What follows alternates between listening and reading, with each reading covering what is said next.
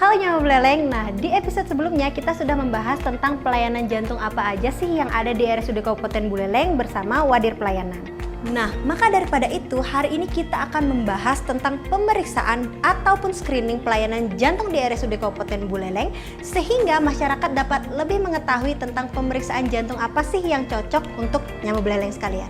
Dengan informasi yang sangat dibutuhkan oleh masyarakat ini, maka kita akan menampilkan narasumber yaitu dokter spesialis jantung di RSUD Kabupaten Buleleng, Dr. Susilo SPJP. Nah, maka daripada itu saksikan terus Spot Jantung.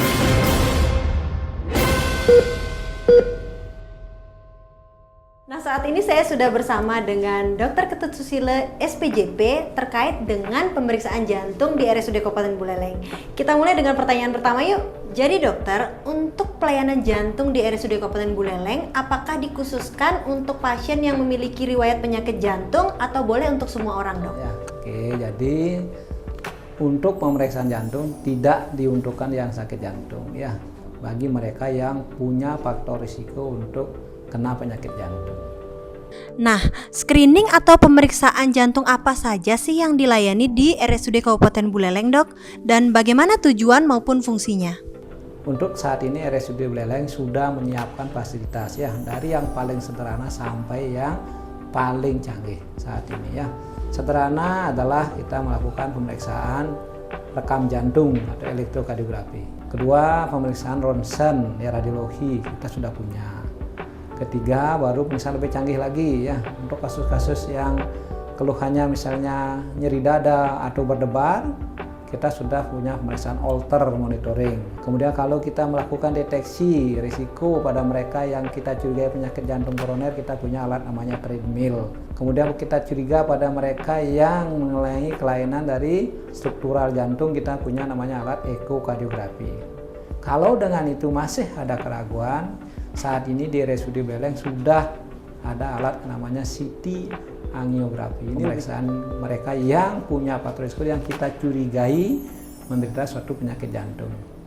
Kalau dengan ini juga masih belum bisa kita lakukan secara optimal, maka akan terakhir kita lakukan pemeriksaan kateterisasi jantung. Nah, saat ini RSUD Buleleng sudah menyiapkan fasilitasnya, tinggal menunggu pelayanan dilaksanakan kalau sudah ada izin dari Bapeten. Tetapi saat ini alat itu sudah ada.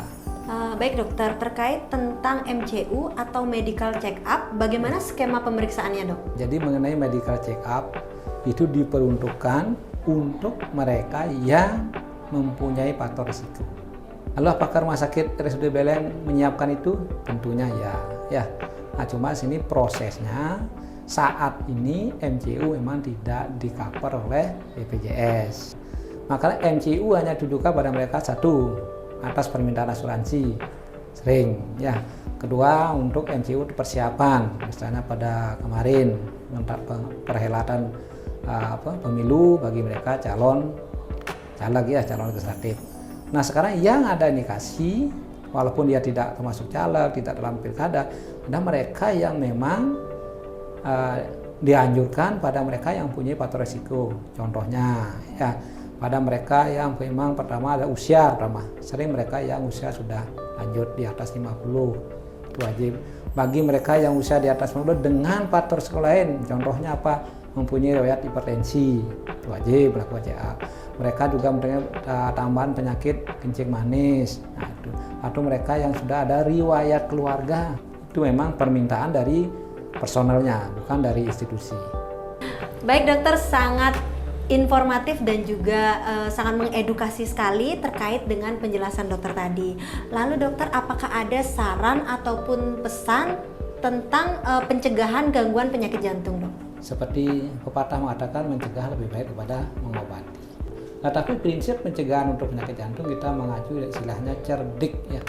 Kita harus mengelola jantung secara cerdik. Itu kepanjangan dari C adalah ceklah kesehatan secara berkala. Minimal tiap setahun sekali kita harus melakukan MCU atau medical check up. Itu C-nya. Ya, E-nya kan rokok. Ya, itu sudah program nasional ini. Harus berhenti merokok.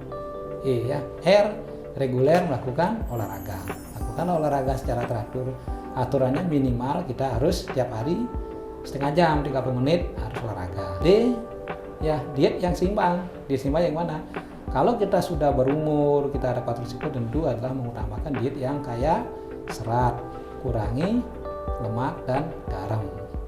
Itu diet seimbang. I, istirahat yang cukup. Idealnya kalau orang normal 7-8 jam sehari.